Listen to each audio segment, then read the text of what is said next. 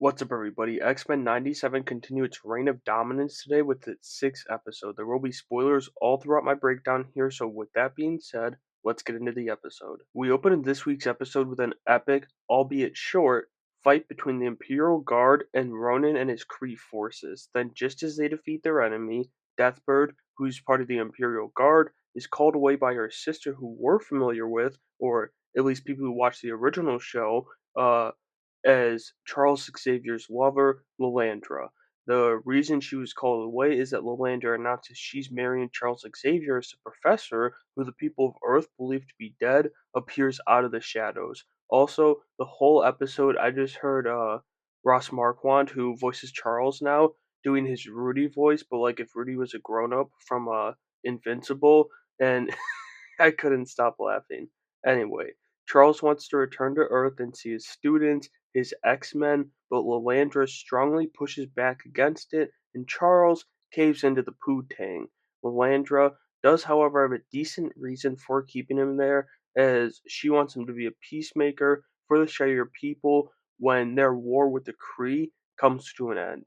Then we jump to the other lovers, Forge and Storm, as Forge is dying from the bite of the demon bird, and Storm is just in shambles trying to deal with this thing, and I was too, because the bird's fucking creepy. The little head twirls and the X-Men impersonations, no thanks. Back with the professor, we see Deathbird, not Demon Bird. Real great thing to have in both episodes. It's quite ironic, but Deathbird is speaking out against Charles becoming royalty because he doesn't have Shire blood, but she does give him the option to purge all memories of Earth, which he agrees to, not knowing he's lost two of his closest family members recently.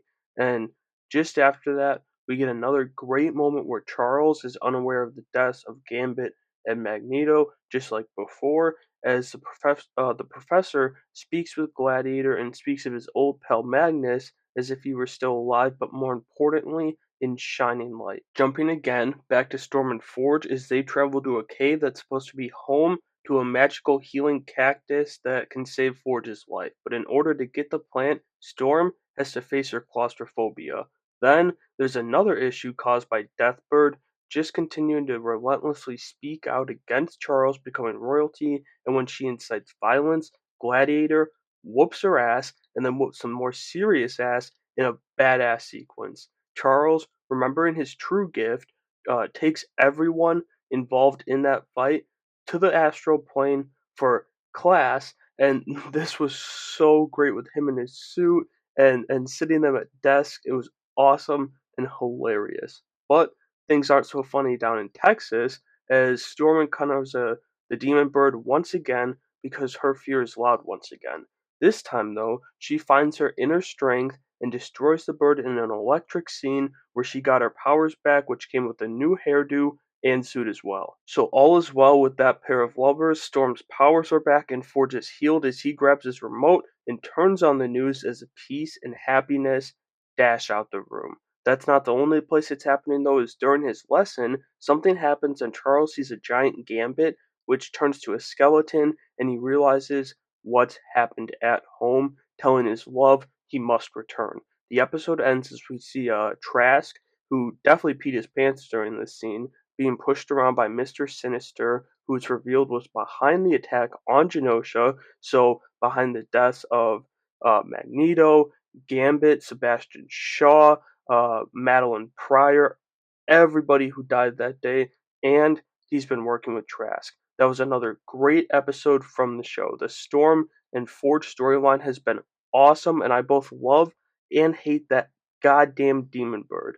Charles returning and being just chucked into things at the end of this episode was also just great. And I didn't think it would all happen in one episode, but it did, and I'm not complaining. But the action just continues to rock in this show. I can't get enough of it. And so that'll do it for my breakdown of the sixth episode of X-Men 97. Like I said, another great episode, as it seems the show just can't miss. Let me know what you thought about it though down in the comments below. Make sure you have a great day.